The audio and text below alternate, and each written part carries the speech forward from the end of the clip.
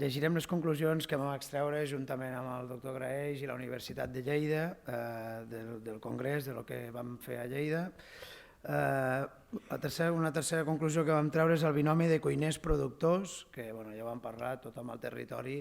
Des d'antigament els cuiners, els restaurants sempre hem tingut molt clar el que és el nostre paisatge, no tindria sentit cuinar amb coses forànies, però clar, a Lleida, que som una mica el rebost, sempre tenim el clitxer del rebost de Catalunya, doncs nosaltres amb això ens hem enfocat molt, tenim una universitat d'agrònoms potentíssima, llavors és molt important pel valor afegit que els cuiners i les cuineres donen als productes de qualitat locals i de temporada.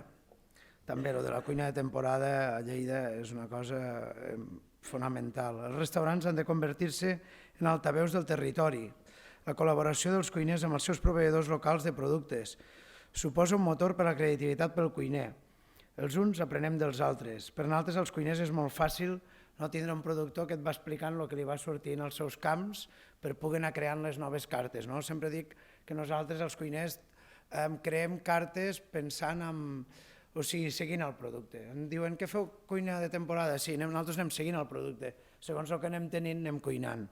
A més, cal enfortir la col·laboració del sector de la cuina i la gastronomia amb les diverses entitats, administracions i empreses del territori, dels àmbits del comerç, del turisme, el desenvolupament rural, de la producció agrària, etc. El treball en xarxa de tots potenciarà les possibilitats de poder oferir un complet ventall de productes d'experiències satisfactòries pels visitants de les ciutats i dels entorns rurals. El tercer Congrés Català de Cuina s'ha caracteritzat per la transversalitat. Ens ha permès a tots i a totes aprendre, tots escoltant i parlant amb les diverses persones que tenen relació amb la cuina i la gastronomia. Cuiners, cuineres professionals, de les llars, també va vindre molta gent de la cuina de les cases, gent de les escoles, xefs reconeguts, xefs novells, productors, consumidors, tant amb restauradors com agents de turisme, tant amb gremis com amb associacions gastronòmiques, tant amb l'administració com amb empresaris alimentaris, tant amb les escoles com amb estudiants d'hostaleria, i sobretot ens ha oferit la possibilitat d'interactuar de forma personal amb la universitat. En el nostre cas, en el meu, és amb la Universitat de Lleida, que a vegades sembla que la universitat estigui allí i està bé que ens haguem conegut per crear vincles i fins i tot per crear coses amb fruites que a vegades no treballàvem. Aconseguir la millora de les matèries primes, dels productes, de la tecnologia i de la transformació dels aliments.